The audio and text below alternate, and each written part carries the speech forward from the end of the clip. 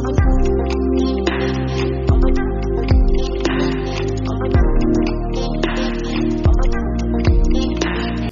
guys, welcome to my YouTube channel.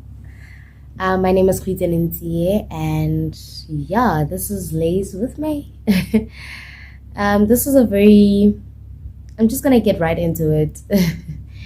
This is gonna be a very personal story that I'm gonna be sharing with you guys. To me, it might not be to you, but to me it is a very personal and touching story for me, mainly because it's what I went through. Anyway, I'm gonna be having some wine. Yes, I'm not having it in a wine glass because yeah. And I'm having Rupert and Rothschild. Ooh, I guess I had to do the cling cling, But anyway, I personally believe that, growing up was very easy. Okay, it was not easy, but my grandparents made sure that I was happy. What I'm gonna share is going to be as raw and as blunt as possible, so I'm gonna try not to edit this video at all.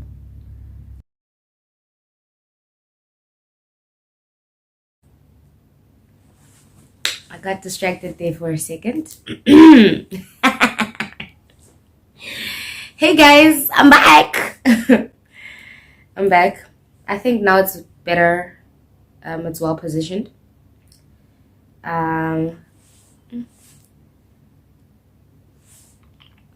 So yeah, as I was saying, I'm having some wine, and I'm gonna be sharing a deep story for you guys. I might get emotional, but I'm not gonna edit much because it's been a while without posting or uploading rather. So yeah, I filled my glass up. I got distracted for a few seconds because I was, like I said. Oh, and by the way, I'm on a mini getaway with babe.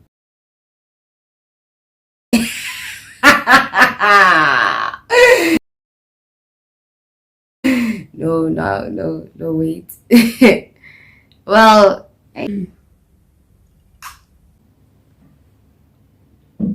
I'm just on a getaway, guys. But anyway, as I was saying, I know I look crusty. But it is what it is. So as I was saying, let me just get right into it. My parents, I was raised by my grandparents. I lived with my grandmother, my grandfather, my uncle, and my mom. So it was just the five of us. And growing up was really, I wouldn't say it was difficult. Yes, there were difficult times whereby my grandfather was not working. Nobody at home was working, actually, for that matter. My uncle was starting varsity, if I'm not mistaken. I don't really remember how it was all happening, the time frames and everything. But I think my uncle was in varsity, if I'm not mistaken, or he was about to go to varsity. My mom was also studying. I think she was in college, if I'm not mistaken. I'm not sure. I don't remember. But everybody was studying, literally. I was studying. Well, I mean, I'm being said crutch, but I was studying. That's studying, right? Yeah, I was studying. My mom was studying. My uncle was studying. I think my granny was also studying, if I'm not mistaken. I don't remember. I don't remember. But my grandfather lost his job, and it was tough. So growing up was not really easy. It was not like a creme brulee. It was not that nice. There were times whereby every day, but I don't want to lie and say I experienced that for the longest time. I don't really even remember going through the most with my family. Maybe my mom or my uncle would say like they went through the most, but I don't have that memory of like going through all that. But anyway, with that being said, my mom was young when she had me, so I never really talk much about this, but she broke up with my dad, my biological father. I don't alive. And yeah, it was relationship in a shop. I don't want to lie, it was difficult.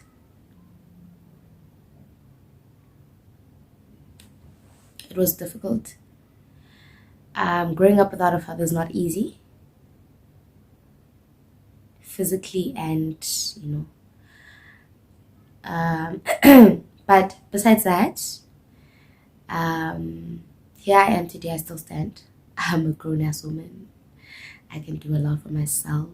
I've grown. I've learned a lot of things, but that's not the story.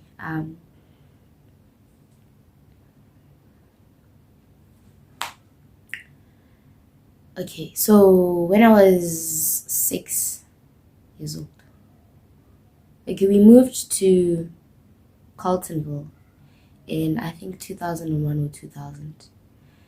I was very young, and re ne na le baagisane, neighbors that I could actually call friends. Growing up, I played with a lot of boys. I was a tomboy in a way, like sort of. That's why I know how to drive. Like nobody taught me how to drive. Even my grandfather was like, "Hey, why don't you sugar daddy?" But no, I've always been a lover of cars. I've loved being in cars. I've loved driving and all that. But that's besides the point. Ke godile ke tshameka le bashimane because in Saka there was only boys. So in my neighborhood there were boys everywhere. So I wasn't the only girl, but mostly it was just me. And yeah, there was this other older boy who was technically a brother to us. I guess that's how I was supposed to take him. But ooh, well, I'm also having sweet. But I guess life was something else.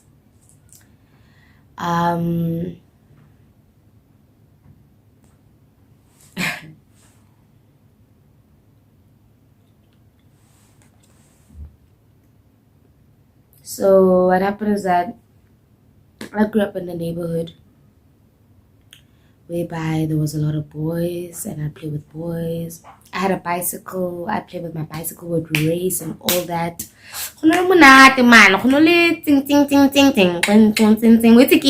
Every day after school, there was a few other friends I had, girlfriends, but mostly it was guy friends because like those were kids. Like we were playing, we were having fun, we were just kids.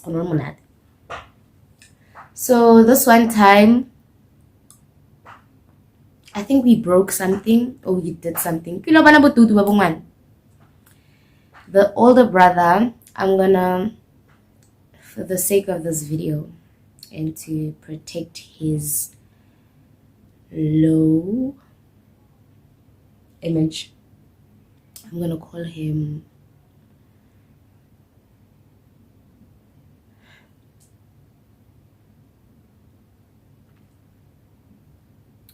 Mandla. So what happened with Mandla was we broke something or we did something. I don't remember what we did, to be honest. Like how long man Hamoto are yay ke go blazer when say 1 2 3 4 guys, like you shake. You're like, yo, they're going to tell my mom that I broke that vase. Now she's going to pick me up. Forgetting Uguti, whatever that person might be trying to manipulate you into is actually bigger than whatever mistake that you had done. So came a time where he threatened me and said, like, worst part, like I was 6, guys. I was 6. And when you're 6, you chubby, you cute, you in your leggings, you look so cute, you know? He was like, immediately when you're done playing, you should come to my bedroom. Or else I'm gonna tell on you that you broke the vase or did whatever. I don't remember what we had done, but he threatened me about it. So me being a child, immediately after playing, I went there, and I remember very well that day I was wearing a red legging with a mustard orangish yellow shirt.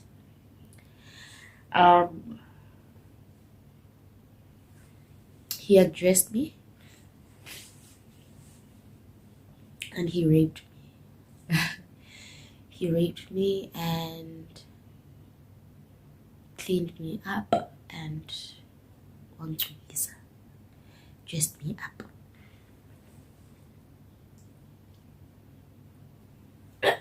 So after that happened, I left. I went home. It was painful.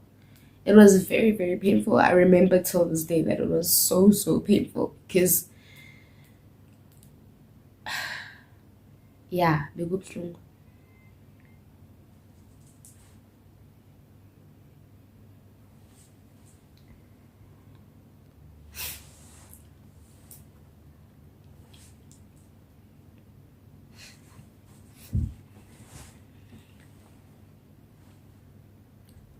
It was so. I got home. Oh, I left. Yeah, I left, and he said if I told anybody, he was going to kill me, and he was also going to tell on me that we did whatever we had done. I don't really remember what it was, but yeah.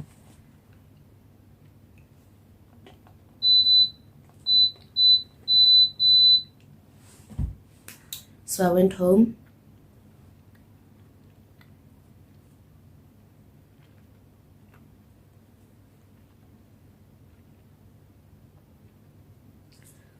And I got cleaned myself up. I was still young. And yeah, continued with life. Not knowing that on its own was a big deal. Growing up, talking about sex was very, when you grow up with strict parents. My grandfather's very strict. Well, he was. So I was 6 at the time. How was I going to start that conversation with him? Papa, you're waiting. No, how? I blamed my parents for the longest time because I thought that they had neglected me or weren't really paying attention. If they were, maybe they would have seen, Uti, dude, this child is going through the most. But I've come to realize that it's not their fault. It's not my fault. I was a child.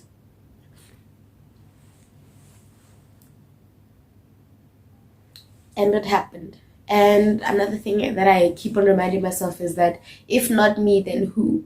Who do I wish it upon if not me? So, yes, I bled. Yes, he cleaned me up. Yes, when I got home, I still cleaned myself up. I was worried. I was scared. I was really scared. It continued for some time. He kept on doing it, and he'd say that immediately when you come from school, you should pass by our home, because that was like a family home. So I was forced to corner every time after coming back from school.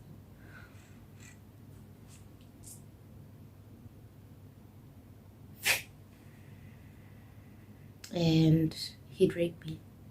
It continued for more than 6 months, more than a year, until I got to grade 3.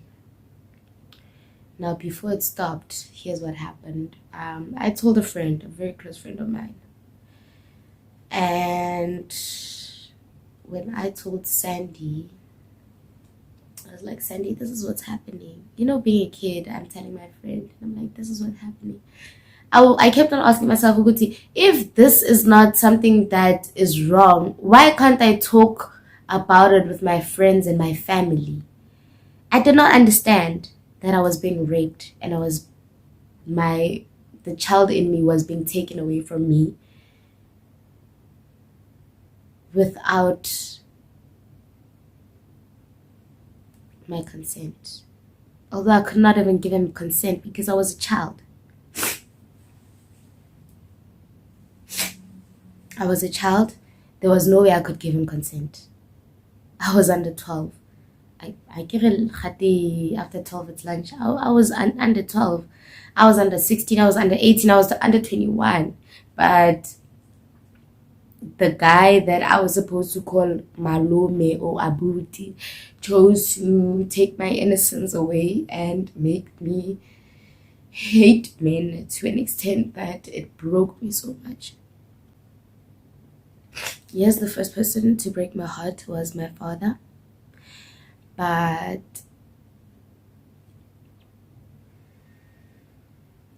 and I also kind of blame him sometimes. That maybe if he never left, things would have been different. But despite that,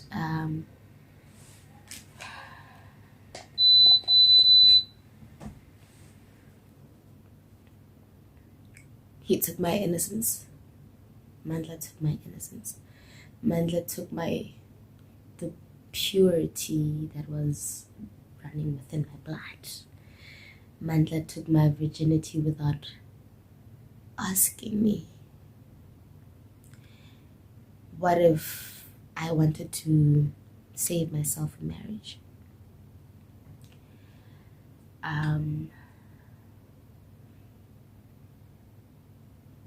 He did it countless times. I even lost count.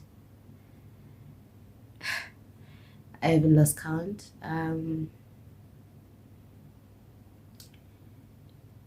Sad part about this is that when Nakweki Fitlam was staging, now my parents, like I had built a wall inside I always tell people that I'm one person. I choose to be happy irrespective of my circumstances. I choose to smile, I choose to laugh irrespective of I've learned to build a wall inside my head in order to throw all the negative energy and bad things that have happened in my life behind that wall. And to come with a front of being happy and smiling and being the bubbly person that I am. But deep down, when I'm lying in bed and it's lights out and there's nobody next to me to talk to me or anything like that, all those things come rushing back. And I won't lie, I don't always have it together. There's times whereby that wall just decides it's gonna come crumbling down and I break down and I cry myself to sleep, and when I wake up again I just become okay. I become okay because it's life. It's life.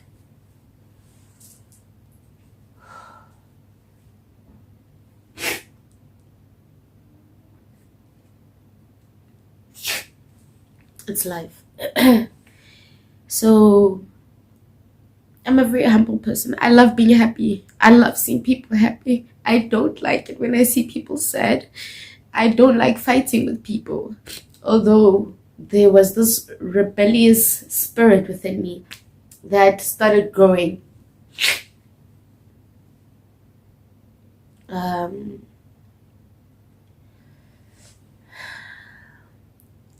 I personally believe that a person doesn't just become a naughty child. A child does not become naughty and out of the blue.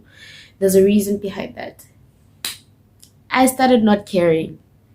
I started not giving a damn good to Like, I just lived life. I just lived life because pila, that's it. Like we move everything, we move. So that's how I ended up living my life. Like I did not care Uguti what's happening. You understand? I just lived. And I personally feel that this whole thing that has happened to me is the reason why I turned out the way I am. I really don't give two shits about anything or anyone. If you don't make me happy, why should I care? Yes, it's gonna hurt now for 2 seconds or so, but after that, we move. What triggered this whole thing was my previous relationship and reminded me of it. Um, there was a time where we were having a sexual encounter, and my partner said I was loose.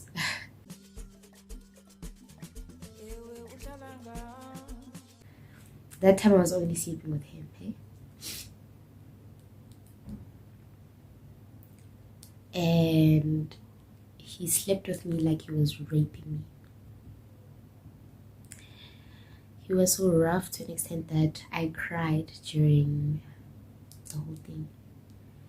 And it brought back everything. I don't know if you paid attention to the fact that I said I built a wall inside my head and I tried to forget. I had forgotten this whole thing for the longest time. I had not really forgotten it. I knew that it has happened to me, but I did not really take it to head until this encounter that I had with my partner, my ex-partner.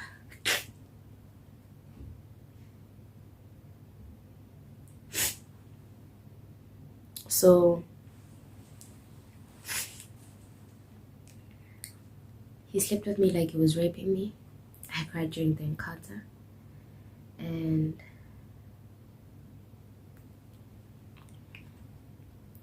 it reminded me of everything.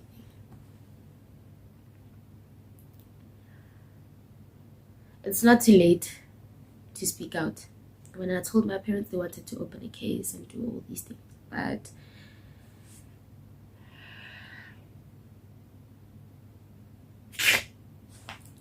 to be honest, I did not want to relive that whole thing that had happened to me. I did not want to relive the whole experience again, having to stand in court and talk about it. I haven't healed, but I'm on a journey. Talking about it helps. And it's not only women that get raped, it's men too. And with abuse as well, it's not only women. I just wish that police could take us seriously. Guys,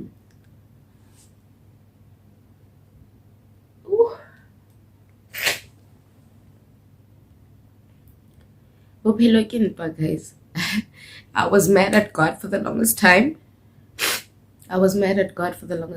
Because I feel like I was so young, I was so innocent. I had no say in everything that happened to me, but it happened anyway. But I healed from that. I believe that everything happens for a reason.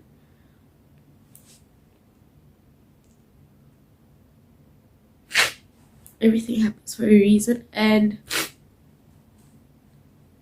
if it weren't for what had happened to me then maybe I wouldn't be sharing my story. If it weren't for what had happened to me, then maybe I wouldn't be impactful in other people's lives.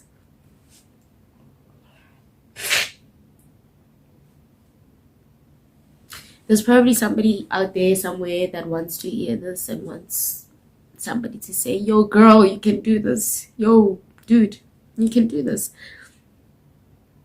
You're strong, you're beautiful, you're worth it, you deserve all the great things in life, and you're gonna make it through this. Life has its ups and downs. There's a lot of things that I rather went through after that.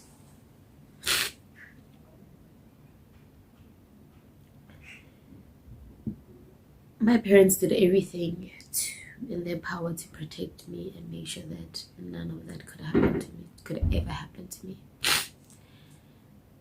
Me being mad at them was because I was not self-centered, but I thought that there was something they could have done, but at that time there was nothing, literally, because I did not say anything. I did not show any signs.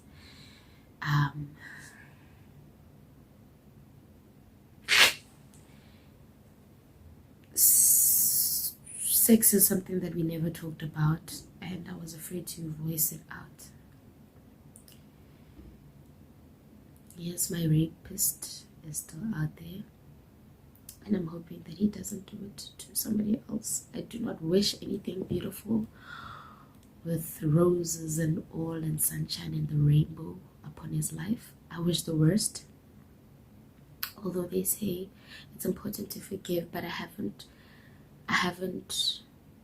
reached the part in my life whereby I want to forgive him. But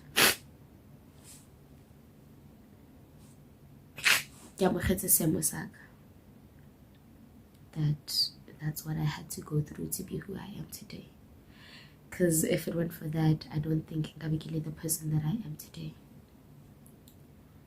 I'm a very bubbly person. If that's all new. But despite that,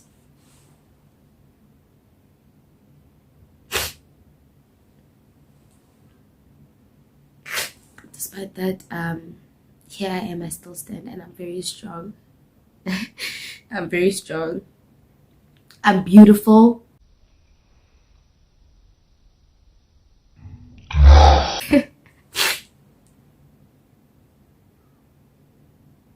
And I deserve all the things that are yet to come in my life. I'm gonna prosper in life, and I know that is definitely gonna happen. Yes, I was really mad that he didn't protect me. If not me, then who? Because people are very cruel out there.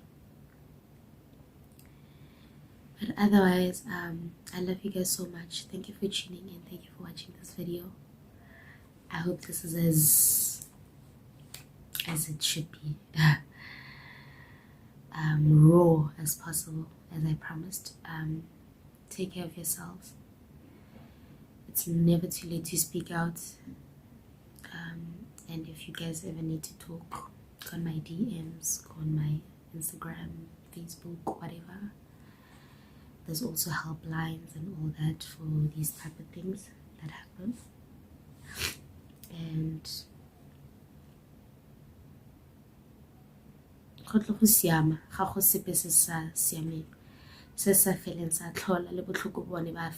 we just get used to living with the pain.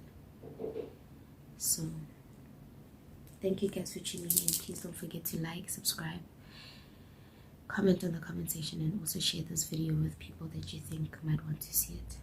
I love you guys so much.